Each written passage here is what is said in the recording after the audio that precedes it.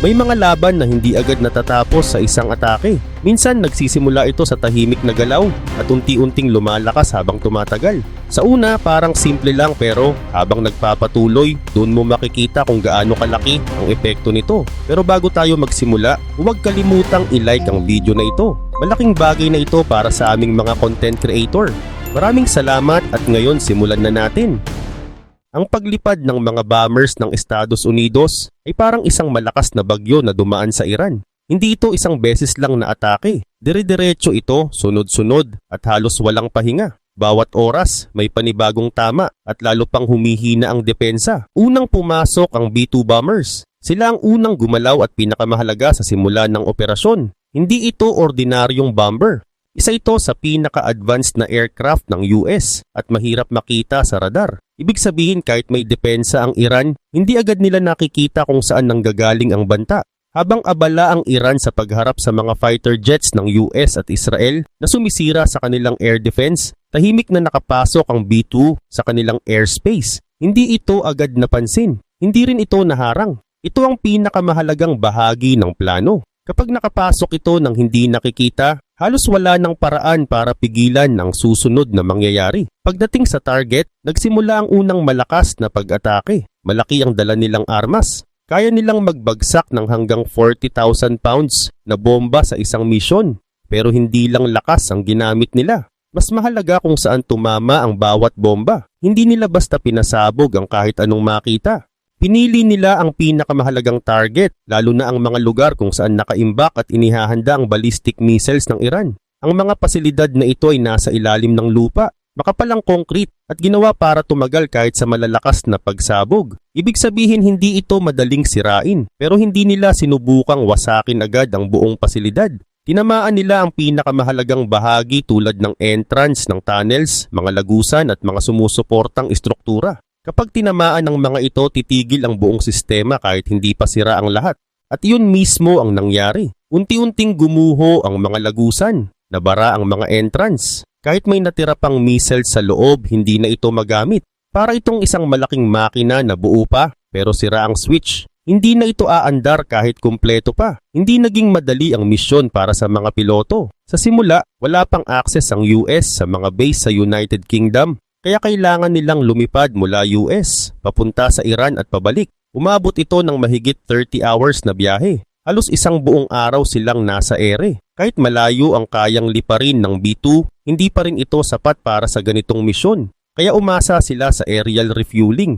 May mga tanker aircraft na nakaabang sa tamang lugar at oras para magbigay ng fuel habang nasa ere ang bomber. Delikado ang ganitong setup. Kailangan eksakto ang timing at posisyon. Isang maliit na pagkakamali lang, pwedeng masira ang buong operasyon. Pero naging maayos ang lahat. Dito makikita kung gaano kaayos ang plano. Walang sayang na galaw, walang sablay na timing. Sa unang pag-atake pa lang naihanda na ang susunod na mga galaw. Sa loob lamang ng unang 24 hours, mahigit 1,000 targets ang tinamaan. Hindi lang missile sites ang nasira, kundi pati command centers at air defense. Ibig sabihin hindi lang armas ang tinatamaan, kundi pati ang paraan kung paano ito ginagamit. Kapag nasira ang sistema, mas mahirap bumawi. Kahit may natitira pang kagamitan, kung wala nang maayos na utos at koordinasyon, hindi ito magagamit ng maayos. Sa loob lamang ng unang 24 hours, mahigit 1,000 targets agad ang tinamaan. Hindi lang missile sites ang nasira kundi pati command centers at air defense systems. Ibig sabihin hindi lang armas ang tinatamaan kundi pati kung paano ito ginagamit. At kapag nasira ang sistema, mas mahirap bumawi. Kahit may natitira ka pang kagamitan, kung wala kang maayos na utos at koordinasyon, hindi mo rin ito magagamit ng maayos. Matapos makabalik ang mga B-2 bomber mula sa unang misyon, hindi doon natapos ang operasyon. Sa totoo lang, doon pa lang nagsimula ang mas malakas at sunod-sunod na pag-atake. Dahil sa ginawa ng B-2, halos wasak na ang malaking bahagi ng air defense ng Iran. Kaya nagbago ang plano ng Estados Unidos. Hindi na nila kailangang umasa lang sa stealth. Dahil mahina na ang depensa ng Iran, pwede na nilang gamitin ng ibang bomber na mas mabilis at mas maraming dalang armas. Dito na pumasok ang B-1 bomber. Mas luma ito kumpara sa B-2 pero hindi ibig sabihin na mahina. Sa katunayan, isa ito sa pinakamabilis na bomber ng US at kaya nitong lumipad ng lampas sa bilis ng tunog. Bukod dito, kaya nitong magdala ng hanggang 75,000 pounds ng armas, halos doble kumpara sa dala ng B2 sa isang misyon. Kung ang B2 ay tahimik at eksakto ang tama, ang B1 naman ay mabilis at sunod-sunod ang atake. Hindi ito umaasa sa pagtatago. Umaasa ito sa bilis at dami ng dala nitong armas. Noong March 1 at March 2, ginamit ang B1 sa sunod-sunod na pag-atake sa loob ng Iran. Hindi lang ito isang beses, paulit-ulit ang pag-atake. Sa bawat pasada, may bagong target na tinatamaan at mas lumalaki ang pinsala sa military system ng Iran. Kasama sa ginamit ng B1 ang JDAM bombs at JASSM missiles. Ang JDAM ay guided bomb, kaya kahit mula sa mataas na lipad, natatamaan nito ang eksaktong target. Ang JASSM naman ay missile na kayang umatake mula sa malayo, kaya hindi na kailangang lumapit ang bomber. Malaking tulong ito dahil kahit may natitira pang air defense ang Iran, mas mababa ang panganib sa mga aircraft ng US habang tuloy-tuloy pa rin ang pag-atake. 3 B1 bomber ang ipinadala kasunod ng unang strike ng B2. Katulad ng naunang misyon, hindi rin ito simple. Lumipad ang mga ito mula US papunta sa Iran at nag-refuel habang nasa himpapawid. Walang hinto, diretso sa target at diretso pabalik. Ipinakita nito na hindi lang lakas ang meron ang US, kundi pati kakayahan na magsagawa ng mahabang operasyon ng tuloy-tuloy. Sa puntong ito, malinaw ang papel ng B1. Kung ang B2 ang sumira sa pinakamatitibay na target tulad ng underground missile sites, ang B1 naman ang pumasok para tapusin ng mga natitirang target. At hindi lang ito basta pagtatapos, pinalawak pa nito ang pinsala.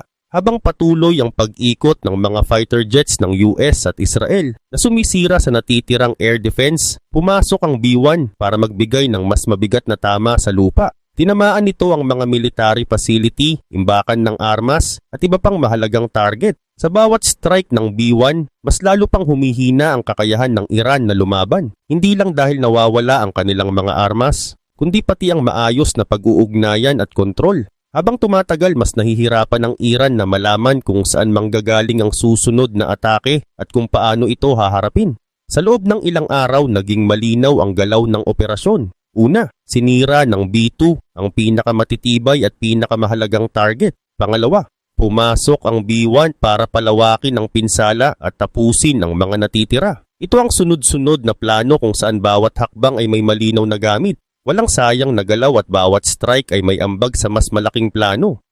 Sa puntong ito, halos wala nang magawa ang Iran para pigilan ang ganitong klase ng pag-atake. Kahit subukan nilang gumanti, limitado na ang kanilang kakayahan dahil marami sa kanilang missile sites ang hindi na magamit. Abang nagpapatuloy ang operasyon, hindi lang dumarami ang target kundi tumitindi rin ang pressure sa buong military system ng Iran. At habang patuloy na humihina ang kanilang kakayahan, mas lumilinaw na hindi ito simpleng pag-atake. Isa itong planadong pagwasak ng buong depensa ng bansa. At kahit ganito na ang nangyayari, hindi pa ito ang pinakamabigat na bahagi ng operasyon. May susunod pang mas mabigat at tuloy-tuloy ang epekto. Habang nagpapatuloy ang sunod-sunod na pag-atake ng B1, lalo pang lumala ang sitwasyon sa loob ng Iran. Hindi na lang ito tungkol sa iilang target. Unti-unti nang tinatamaan ang buong sistema ng kanilang military. Sa bawat araw mas dumarami ang nawawala sa kanila. Hindi lang armas, kundi pati kakayahan na kontrolin ang kanilang sariling depensa. Dahil kahit may natitira pang kagamitan, kung hindi ito magamit ng maayos, halos wala rin itong silbi. Isa sa pinakamalaking tinamaan ay ang command centers. Dito nanggagaling ang mga utos kung kailan gagamit ng missile, saan tututok ang depensa, at paano gagalaw ang buong military. Nang magsimulang tamaan ng mga lugar na ito, unti-unting nagulo ang galaw ng Iran. Hindi na malinaw kung sino ang nagbibigay ng utos. Hindi na rin sigurado kung ano ang susunod na gagawin. At habang nangyayari ito, tuloy-tuloy pa rin ang pag-ikot ng mga aircraft ng US sa himpapawid. Halos walang pahinga. Sa bawat oras, may bagong strike na nangyayari. Kasama rin sa tinamaan ng ilang bahagi ng Navy ng Iran. May mga barko na hindi na nagamit at may iba na tuluyang nasira. Ibig sabihin, hindi lang lupa at himpapawid ang naapektuhan, kundi pati dagat. Habang lumalaki ang pinsala, mas lalong kumitid ang mga pagpipilian ng Iran.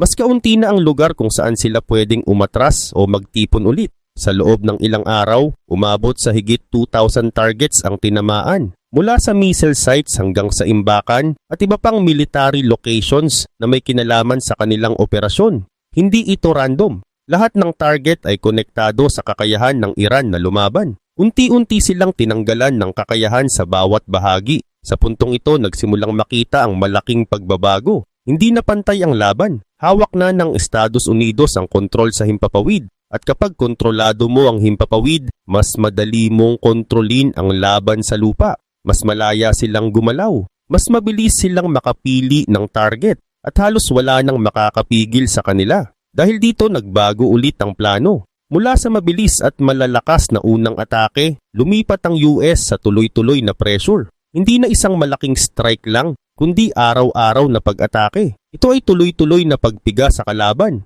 Walang pahinga. Walang oras para makabawi. Sa bawat araw mas lalo pang nauubos ang natitirang lakas ng Iran. At para magawa ito, inilabas ng US ang isa pang bomber na matagal nang ginagamit pero hanggang ngayon ay malakas pa rin, ang B-52. Ito ang susunod na papasok sa operasyon. At dito magsisimula ang mas mabigat at tuloy-tuloy na pag-atake. Pagpasok ng B-52, nagbago ulit ang takbo ng operasyon. Kung ang B-2 ay tahimik at ang B-1 ay mabilis at mabigat, ang B-52 naman ay tuloy-tuloy at walang pahinga. Hindi nito kailangang magtago o magmadali. Ang lakas nito ay nasa dami ng armas na kaya nitong ibuhos at sa kakayahan nitong ulitin ang pag-atake ng paulit-ulit. Matagal nang ginagamit ang B-52 ng US mula pa noong 1950s pero hanggang ngayon ay malakas pa rin. Kaya nitong magdala ng hanggang 70,000 pounds ng armas sa isang misyon. Ibig sabihin sa bawat lipad nito, napakaraming target ang kayang tamaan. Naging posible ang pagpasok ng B-52 dahil sa ginawa ng B-2 at B-1. Sila ang unang sumira sa air defense ng Iran kaya naging mas ligtas para sa B-52 na pumasok sa airspace. Hindi man ito stealth, hindi na yun gaanong problema dahil halos wala nang sapat na depensa ang Iran para pigilan ito. Mas naging madali rin ang operasyon ng payagan ng United Kingdom ang paggamit ng kanilang base. Sa halip na bumalik pa sa US, matapos ang bawat misyon, pwede nang maglanding ang mga bomber sa RAF Fairford, mag-refuel at agad bumalik sa himpapawid. Dahil dito mas bumilis ang ikot ng operasyon, mas mabilis ang balik, mas tuloy-tuloy ang pag-atake. Halos walang pagitan ng bawat strike. Simula nung mga unang araw ng March, ramdam na ang epekto ng B-52. Hindi lang isang malaking atake ang ginagawa nito, kundi sunod-sunod na strike araw-araw. Parang paulit-ulit na tama hanggang sa tuluyang masira ang target. Hindi rin random ang mga target. Pinipili ang mga lugar na may malaking epekto sa kakayahan ng Iran na lumaban. Kasama dito ang mga natitirang military facility, imbakan at mga lugar na konektado sa paggawa ng armas. Habang ginagamit ng Iran ang natitira nilang missiles, tinatamaan naman ng US ang mga lugar kung saan ito ginagawa. Ibig sabihin kahit gusto nilang magdagdag ng supply, nahihirapan na silang gawin iyon. Kasabay nito patuloy ding tinatamaan ang mga command center. Sa bawat center na nawawala, lalo ring nawawala ang maayos na galaw ng kanilang military. Hindi lang sila nauubusan ng armas, nawawala rin ang kakayahan nilang gamitin ito ng maayos. Dahil sa tuloy-tuloy na paggamit ng B-52, mabilis na dumami ang mga target na tinamaan. Umabot ito sa libu-libong target sa loob lamang ng ilang araw. Halos araw-araw may daan-daang bagong target na nadadagdag.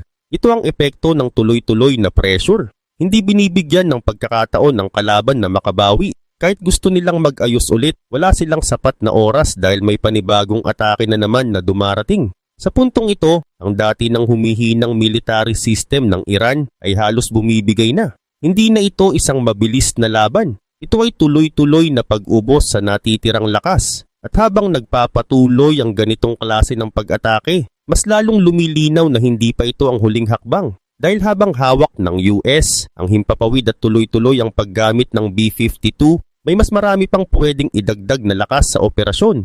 At dito papasok ang susunod na hakbang. Sa puntong ito, hindi na lang B-52 ang ginagamit sa operasyon. Dahil bukas na ang mga base sa United Kingdom, mas naging madali para sa Estados Unidos na magpadala ng mas maraming bomber sa mas maikling oras. Hindi na nila kailangang bumiyahe ng napakalayo mula US sa bawat misyon. Mas mabilis ang ikot, mas tuloy-tuloy ang pag-atake, at mas mabigat ang pressure sa Iran. Sa RAF Fairford, may ilang B-52 na nakabase at umiikot para siguraduhin na may laging bomber sa himpapawid ng Iran. Kahit 3 pa lang ang aktibong ginagamit, napakalaki na agad ng epekto. Sa bawat ikot, daan-daang bomba ang kayang ihulog sa iba't ibang target. At kung gugustuhin ng US, pwede pa nilang dagdagan ang bilang ng bomber anumang oras. Hindi pa ito ang buong lakas nila. Ibig sabihin, kaya pa nilang palakasin lalo ang operasyon kung kinakailangan. Pero hindi lang B-52 ang nadagdagan. Kasabay nito, mas naging madali na ring gamitin muli ang B-1 bombers. Dati, kailangan pa nilang bumiyahe ng napakalayo at umasa sa refueling habang nasa ere. Ngayon dahil may base na mas malapit, mas mabilis na silang nakakabalik at nakakasali ulit sa susunod na pag-atake. Ayon sa mga ulat, umabot sa halos 15 bomber ang sabay-sabay na lumilipad mula United Kingdom papunta sa Iran. Kasama dito ang B-52 at mas maraming B-1 na ginagamit para sa sunod-sunod na strike. Ibig sabihin hindi na lang 1 o 2 bomber ang umaatake, maramihan na. At sa bawat wave mas lumalaki ang pinsala. Habang ang B-52 ay tuloy-tuloy sa pagbuhos ng armas, ang B-1 naman ay ginagamit para sa mas mabilis at sunod-sunod na pag-target sa iba't ibang lugar. Pinagsama ang dalawang ito para mas maging epektibo ang operasyon. May isa pang mahalagang pagbabago. Sa ilang B-1 bomber, tinanggal ang ibang missile system na ginagamit para umatake mula sa malayo. Ibig sabihin hindi na nila kailangang manatiling malayo sa target, direkta na silang lumalapit. At malinaw ang ibig sabihin nito, halos wala nang sapat na depensa ang Iran para pigilan ang ganitong pagpasok. Kung dati ay kailangan pang umatake mula sa malayo para iwasan ang panganib,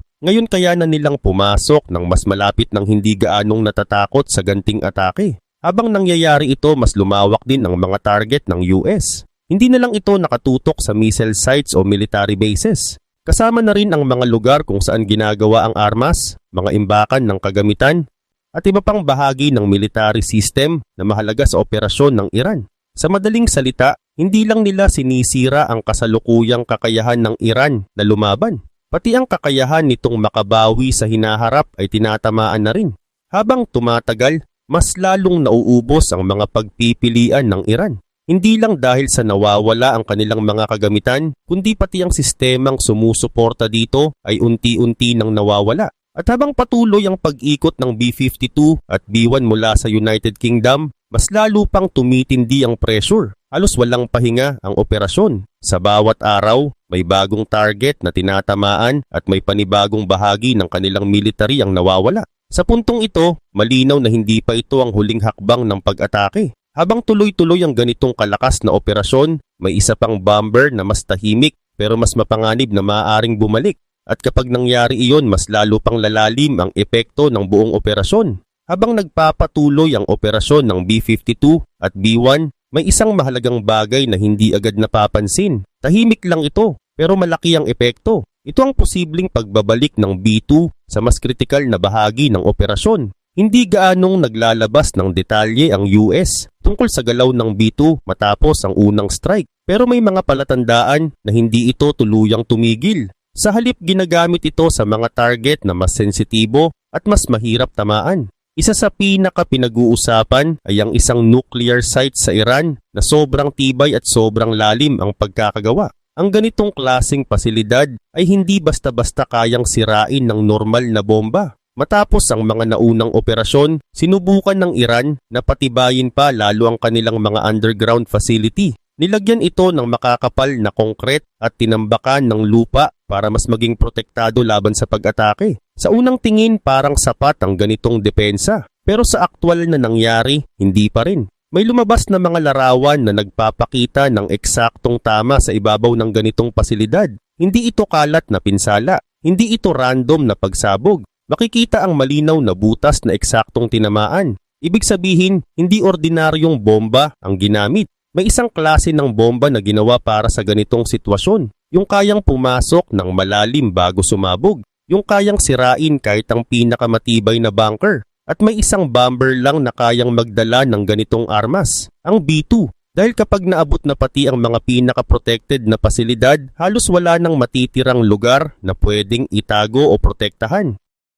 Sa ganitong setup, unti-unting nauubos ang options ng Iran. At habang patuloy ang ganitong klase ng operasyon, mas lalong lumilinaw na hindi pa ito ang katapusan. Dahil sa likod ng tuloy-tuloy na pag-atake, may mas malaking epekto na unti-unting lumalabas hindi lang sa military kundi sa buong sistema ng bansa. Sa ganitong sitwasyon, nagiging mas mahirap hulaan ang susunod na galaw. Habang humihina ang isang panig, mas nagiging delikado ang mga desisyon na pwedeng gawin nito. Maaring piliin nitong umatras, pero maari rin itong gumamit ng mas hindi inaasahang paraan para gumanti. At dito pumapasok ang pinakamalaking panganib. Kapag ang isang bansa ay nawawalan na ng kakayahan sa normal na laban, mas tumataas ang posibilidad ng biglaang pag-escalate. Mga hakbang na hindi na kontrolado. Mga desisyong pwedeng magpalawak pa ng conflict. Sa puntong ito, hindi na lang ito laban ng dalawang bansa. Unti-unti na itong nagiging issue ng buong rehiyon. At kapag mas maraming bansa ang nadamay, mas lalong lumalaki ang epekto nito sa buong mundo. Kasama dito ang ekonomiya, supply ng langis, at stability ng mga bansa sa paligid. Kaya habang malinaw ang nangyayari sa battlefield, hindi pa rin malinaw kung paano ito matatapos. Dahil sa ganitong klase ng digmaan, hindi sapat ang panalo sa laban. Ang mas mahalaga ay kung paano ito magtatapos nang hindi na lumalala pa. Sa puntong ito, hindi lang pisikal na pinsala ang nararanasan ng Iran, kundi pati pressure sa kanilang desisyon. Habang tuloy-tuloy ang pag-atake, mas kaunti ang oras nila para magplano at mag-adjust. Bawat galaw nila ay kailangang mabilis, pero dahil sira na ang kanilang command system, mas nagiging magulo ang koordinasyon. Kapag ganito ang sitwasyon, kahit maliit na pagkakamali ay pwedeng magdulot ng mas malaking problema. Halimbawa, maling target ang matutukan o huli ang pagresponde sa isang pag-atake. Sa isang normal na laban, pwede pa itong maitama. Pero sa ganitong bilis ng operasyon, wala nang sapat na oras para bumawi. Kasabay nito ramdam din ang epekto sa loob ng bansa. Habang tinatamaan ang mga military facility at imbakan, naaapektuhan din ang supply at galaw ng kanilang puwersa. Hindi lang ito laban sa harap, pati sa likod, unti-unting napuputol ang suporta na kailangan ng isang military para magpatuloy. Sa kabilang panig, mas lalong lumalakas ang kontrol ng Estados Unidos. Dahil hawak nila ang himpapawid, mas madali nilang bantayan ang galaw ng Iran. Nakikita nila kung saan may aktibidad at kung saan dapat tumama ang susunod na strike. Ibig sabihin hindi lang lakas ang kalamangan nila, kundi pati impormasyon. At kapag pinagsama ang lakas at malinaw na impormasyon, mas nagiging eksakto ang bawat galaw. Mas kaunting sayang, mas malaking epekto. Ito ang dahilan kung bakit sa loob lamang ng ilang araw, napakalaki agad ng nabago sa balanse ng laban. Sa kabuuan, malinaw na ang nangyari ay hindi simpleng pag-atake lang. Ito ay sunod-sunod, planado at dahan-dahang pagwasak sa kakayahan ng Iran na lumaban. Nagsimula ito sa B2 na tahimik na pumasok at tinamaan ang pinakamatitibay at pinakamahalagang target. Sinundan ito ng B1 na nagpalawak ng pinsala at tinapos ang mga natitirang pasilidad. At pagkatapos pumasok ang B52 na nagbigay ng tuloy-tuloy at walang pahingang pag-atake hanggang sa halos maubos ang natitirang lakas ng Iran. Habang tumatagal mas lumalaki ang epekto. Hindi lang armas ang nawawala, kundi pati sistema, maayos na galaw at kakayahang magdesisyon. Sa bawat araw na lumilipas, mas nagiging mahirap para sa Iran na bumawi o makabalik sa dating lakas nito. At sa likod ng lahat ng ito, may isang mahalagang bagay na makikita. Hindi lang ito laban ng lakas, laban din ito ng plano, timing at paggamit ng tamang kagamitan sa tamang oras. Pinagsama ang iba't ibang klase ng bomber para sa iisang layunin. May tahimik na pagpasok, may mabilis na pag-atake, at may tuloy-tuloy na pressure. Magkakaiba man ang papel, iisa ang direksyon. Habang nangyayari ito, mas lumilinaw ang agwat ng lakas sa pagitan ng dalawang panig. Ang laban na pwedeng naging pantay, naging halos isang panig na lang ang may kontrol. Pero kahit ganito ang sitwasyon, hindi ibig sabihin na tapos na ang panganib. Sa ganitong klaseng operasyon, may posibilidad na lumawak pa ang tensyon. May ibang bansa na pwedeng maapektuhan. May ibang lugar na pwedeng madamay. At kapag nangyari iyon, pwedeng magbukas ang mas malaking laban na hindi na lang tungkol sa iisang bansa. Sa ngayon, malinaw ang isang bagay. Ang operasyong ito ay hindi lang basta pag-atake. Isa itong malinaw na halimbawa kung paano ginagamit ang modernong teknolohiya, maayos na plano, at tuloy-tuloy na pressure para baguhin ang takbo ng isang laban. At base sa nangyari, ipinakita nito na kapag pinagsama ang bilis, lakas at tamang plano, kayang baguhin ng isang operasyon ang balanse ng laban sa loob lamang ng ilang araw.